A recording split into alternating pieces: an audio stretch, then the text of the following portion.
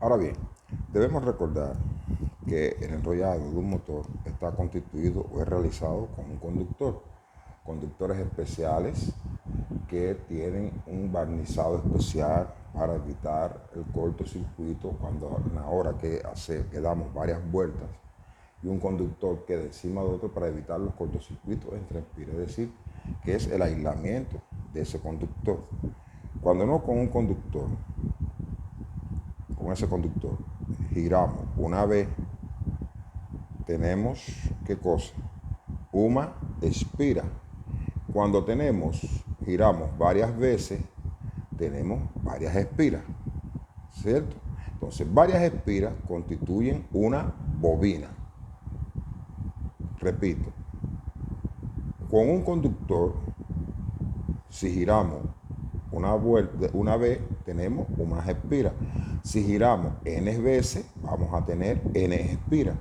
Y n espiras constituyen una bobina. Ahora, sin cortar el conductor, realizamos nuevamente en otra posición, es decir, que aquí acabó y va a comenzar aquí. Damos otra vuelta, tenemos más otra espira aquí, varias vueltas, sería más nuevamente una bobina, ¿cierto?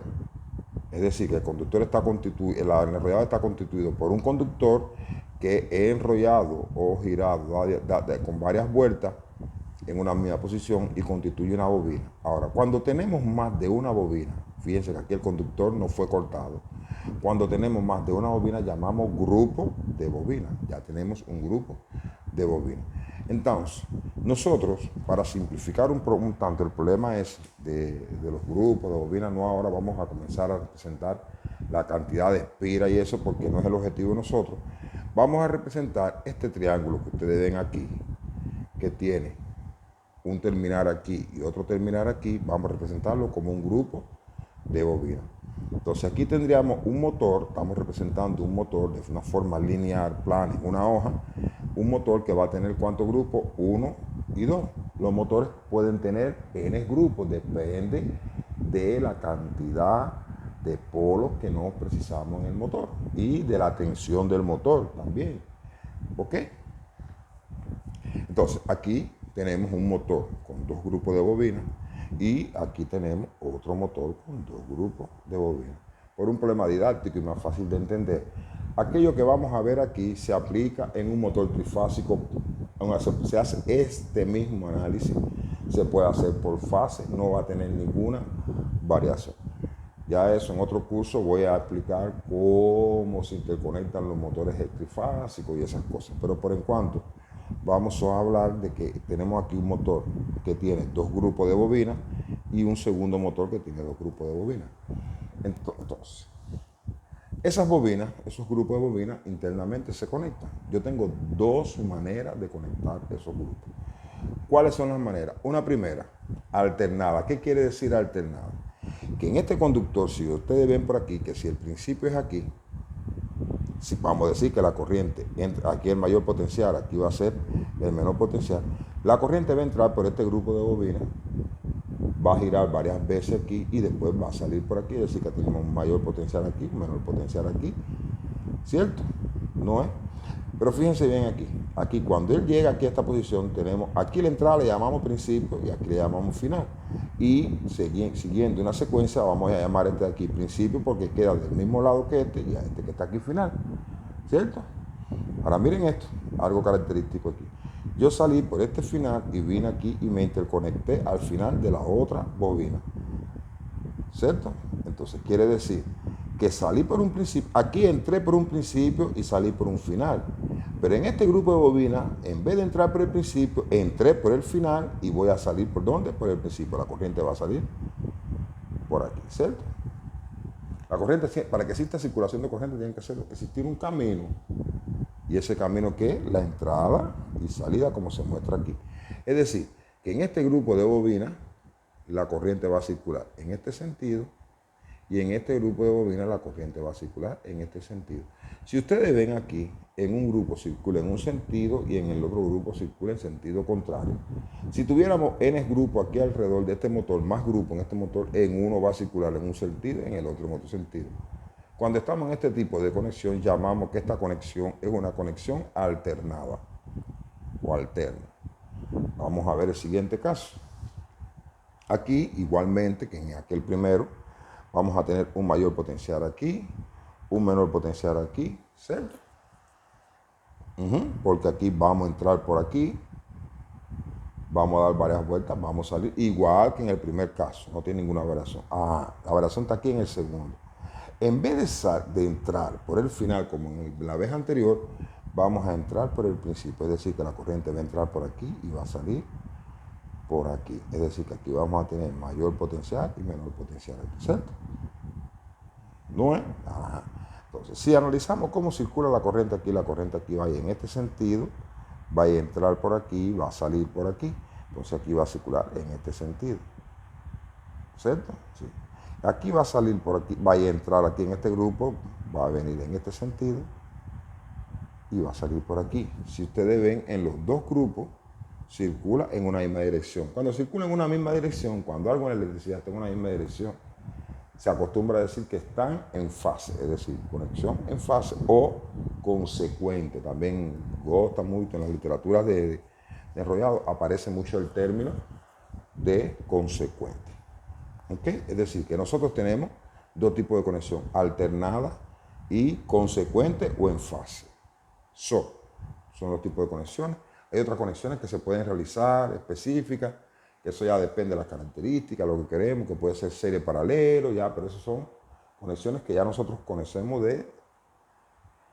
que no van a intervenir en las cantidades de la cantidad de paradas de polo. Las cantidades de paradas de polo van a estar definidas por si conectamos alternado o consecuente o en fase. Vamos a analizar para eso el primer motor aquí que tenemos aquí, que está conectado en un sistema alternado. Anteriormente hablamos que esto iba alojado en un hierro y que estas partes laterales que estaban aquí son las que van dentro del hierro, que son las que se llaman parte activa, que son las que van a magnetizar el núcleo. Y en esta parte de aquí lo que tenemos es cabeza de bobina o extremo de la bobina o de coil, como usted quiera llamarlo en inglés. Entonces, hablamos también que la parte que magnetiza el hierro es la parte activa, que va a ser este tramo de aquí en cada uno de esas bobinas, ¿cierto? Porque es la parte que va a estar alojada dentro del hierro, como vimos en la diapositiva anterior. Entonces, partiendo de eso, vamos a ver ahora, oigan aquí, siempre aquí la corriente va a entrar aquí y va a ir en este sentido, ¿cierto? Y si tiene en espira, cuando gire aquí va a volver y va a siempre ir en un mismo sentido, igual que aquí siempre va a entrar, y aquí siempre va a salir, siempre la corriente va a estar circulando en este sentido aquí y aquí va a circular aquí. Entonces en este tronco la corriente va a circular siempre en este sentido, y en este, que vamos a analizar solo la parte activa, y en este aquí, en este sentido. Aquí va a circular así, y aquí va a circular en este sentido. Entonces, en nuestro análisis anterior, disculpen, tengo varias hojas aquí, déjenme buscar esa parte anterior que ya teníamos visto. Ajá, está aquí. Dijimos que cuando la corriente circulaba, asumimos que cuando la corriente circula en este sentido, tenemos un polo norte, ¿cierto? Una polaridad, un campo magnético con una polaridad norte, y que cuando circulaba en este sentido, teníamos una polaridad sur. Vamos a llevar eso ahora, ese análisis, vamos a llevarlo aquí, a este diseño que tenemos aquí. Aquí, en este tramo de la parte activa, que es la que magnetiza el núcleo, la corriente está circulando hacia arriba. Y aquí dijimos que cuando circula hacia arriba, estamos en una polaridad norte. Entonces, aquí tenemos ¿qué cosa? Un polo norte. Aquí que circula en sentido contrario, dijimos que cuando estaba en sentido contrario era un polo sur. Aquí, viene aquí, estamos ¿qué cosa? En presencia de un polo norte porque va hacia arriba, siempre que va hacia arriba va a ser un polo norte, y aquí tenemos un polo sur, ¿cierto? ¿No fue lo que asumimos anteriormente? Perfecto. Ahora miren aquí. Oigan esto. O miren bien esto aquí. Recordar que el motor, esto aquí está abierto, pero que este extremo viene al lado de este extremo de la misma manera que está este aquí. Acuérdense que esto es una circunferencia, el estator del motor. Entonces, igual que este polo sur está al lado de este polo sur, este polo norte va a estar igual. Estos dos polos son de las mismas polaridades. Entonces se van a unir los dos y se va a comportar como un sur más grande. Y estos dos nortes que están aquí, de cada extremo, que va a quedar uno al lado de otro, igualmente como están aquí, se van a unir y van a constituir ¿qué cosa? Un polo. Por tanto, nosotros aquí vamos a tener ¿cuántos polos? 2P va a ser igual a ¿qué? Un 2. Un polo norte y un polo sur, porque estos dos se van a juntar en uno solo y este se van a juntar en uno solo, están al lado de uno del otro, son comunes, tienen la misma polaridad, se comporta como un polo sur más fuerte y el otro como un polo sur, un norte más fuerte. Entonces aquí vamos a tener dos polos. Si analizamos, si tenemos dos polos, ¿cuántos pares de polos vamos a tener? P va a ser igual a ¿cuánto? ¿Cuántos pares tenemos? Tenemos un norte y un sur. A cada norte corresponde un sur. Tenemos un polo norte y un polo sur. Ellos dos hacen un par. Vamos a tener aquí un par de polos. ¿Cuántos polos tenemos? Dos. ¿Cuántos pares de polos vamos a tener? Un solo par de polos. ¿Ok? ¿Cierto? Entonces, imaginemos que este motor sea un motor que trabaja a una frecuencia de 60 Hz. Si la fuente de alimentación del sistema sea de 50 Hz. N va a ser igual a la frecuencia sobre partido P veces 60. ¿Cierto? Entonces, N va a ser igual. ¿La frecuencia es cuánto? 60, a sustituir veces 60 a dividir por P. Pero P es cuánto, es 1. Esto va a ser igual a 60 veces 60, que es igual a 3600 revoluciones por minuto. ¿Por qué? Porque está afectado por 60. En un segundo, ¿cuántas revoluciones va a dar él? 60. En un minuto, 3600 revoluciones por minuto va a dar este motor con esta conexión que tenemos aquí. ¿Por qué? Porque tenemos una conexión alternada. Ok, ahora vamos a pasar al segundo motor. Vamos a dividirlo aquí en dos para tener las cuentas más claras. De la misma manera, aquí en esta parte activa, aquí, en esa parte activa aquí, la corriente va a circular en este sentido. Aquí sale por aquí, circula así. Aquí viene aquí, circula así. Y aquí viene por esta dirección y va a circular en este sentido. Entonces, aquí vamos a tener que un polo norte. Aquí, lémbrese que esto representa corriente, corriente, corriente, corriente. Polo norte, como ven aquí en un sentido contrario, aquí vamos a tener ¿qué cosa? Un sur, aquí vamos a tener un norte y aquí vamos a tener un sur.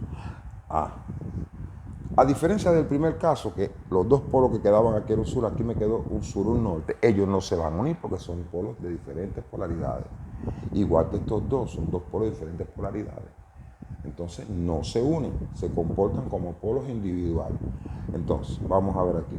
2P, es decir, cantidad de polos. ¿Cuántos polos va a tener? 1, 2, 3 y 4.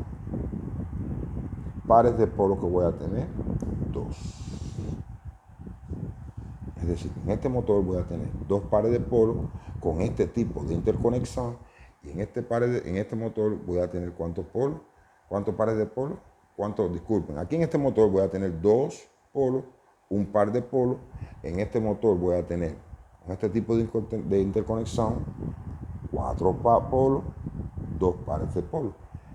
Es decir, que son dos motores que tienen la misma cantidad de bobinas, pero variando la conexión, la interligación entre las bobinas, internamente nosotros podemos variar la cantidad de pares de polos. Y eso es lo que realizaban los antiguos variadores de velocidades mecánicos que utilizaban los motores de este tipo. Ellos variaban este tipo de conexión. Podían conectarlo en un momento para una velocidad alternado y en otro momento consecuente. Y tenían otras combinaciones que no voy a explicar ahora, series paralelas y esas cosas. No me voy a meter ahí. Pero en esencia, de manera general, es esto que está aquí. Lo que hacían internamente, lo que hacen internamente esos variadores de frecuencia. Entonces, vamos a seguir que este mismo motor que está aquí, la frecuencia es igual a 60 Hz. Entonces, si la frecuencia es igual a 60, N va a ser igual a ¿qué? A 60 veces 60 partido P, pero aquí P es igual a 2. Entonces, N va a ser igual a ¿qué? 3600 a dividir por 2, que es igual a 1800 revoluciones por minuto. ¿Vieron cómo con este tipo de conexión obtuve una menor velocidad que con este tipo de conexión? ¿Por qué? Porque con este tipo de conexión tengo una mayor cantidad de polos o de pares de polos. Aquí, una de las características que tiene la conexión alternada es que la cantidad de pares de polos o la cantidad de polos, disculpen, la cantidad de polos va a ser igual a la cantidad de grupos de bobinas. Si tengo dos grupos de bobinas, la cantidad de polos va a ser igual a 2. ¿Ok? Si tengo 6 grupos de bobinas y es alternado, la cantidad de polos tiene que ser igual a ¿cuánto? A 6. ¿Estamos de acuerdo?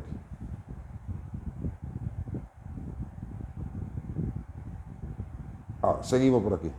En este grupo que está aquí, en la conexión en fase consecuente, la cantidad de polos va a ser igual al doble de la cantidad de bobinas. ¿Cuántas bobinas tengo aquí? 1, 2.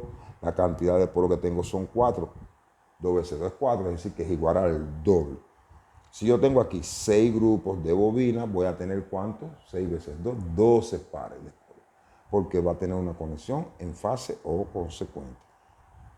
Entonces, es así internamente cómo se forman los polos y cómo se pueden variar la cantidad de pares de polos de un motor de una manera bastante genérica. Decirle que esta velocidad que nosotros hemos tenido aquí llámase velocidades sincrónicas. ¿Qué pasa? Nosotros tenemos que acordarnos de que estos motores son de corriente alterna y la corriente alterna varía en el tiempo, y si varía en el tiempo, una corriente se va a crear un campo que también va a variar y va a se comportar y va a girar alternando constantemente. Aquí constantemente vamos a tener un norte, un sur, disculpe, aquí vamos a tener, por ejemplo, en una polaridad, en una alternancia del sistema de alimentación, vamos a tener aquí un norte, un sur, un norte. Pero cuando vaya a la alternancia contraria, aquí vamos a tener un sur, dos norte y un sur, es decir, que él va y eso se comporta como si fuera un campo magnético que va girando. Entonces, la velocidad de giro o de cambio que tiene ese campo magnético que se establece en el estator es lo que se llama velocidad sincrónica. Igualmente aquí, para un motor de 4 polos a una frecuencia de 50 Hz, la velocidad sincrónica es de 1800 revoluciones por minuto. Para un motor de 2 polos, para una frecuencia de 60 Hz, la velocidad es 3600 revoluciones por minuto.